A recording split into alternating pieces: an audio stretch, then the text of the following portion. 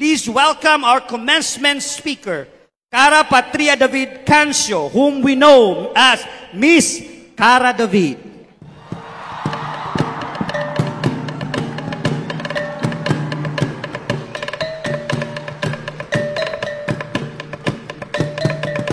Maraming salamat po, Chancellor Zed Avisala.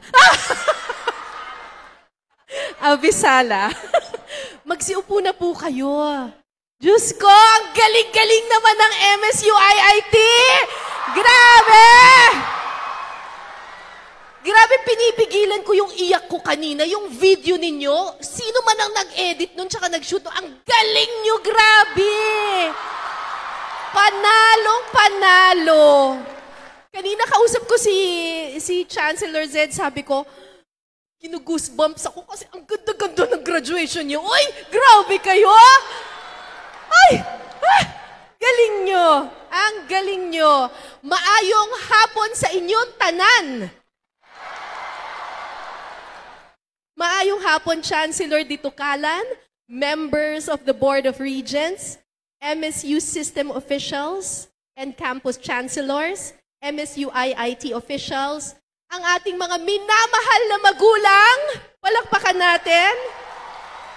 At ang bida ng hapong ito, ang ating mga magsisipagtapos, palakpakan ninyo yung mga sarili.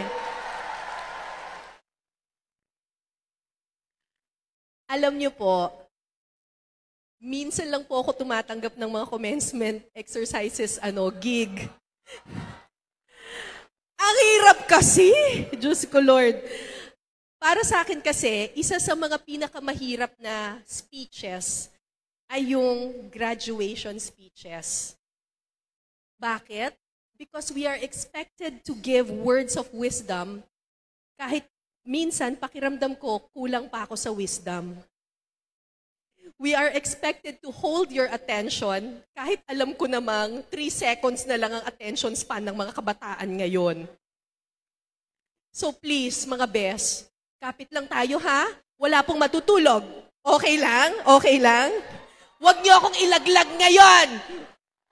Wala pong matutulog ha? Okay. And lastly, we are expected to give you a roadmap on how to navigate the so-called real world. Kahit sa totoo lang, marami nang hindi real o totoo sa mundong ito. Katulad ng panloloko ng mga ex nyo.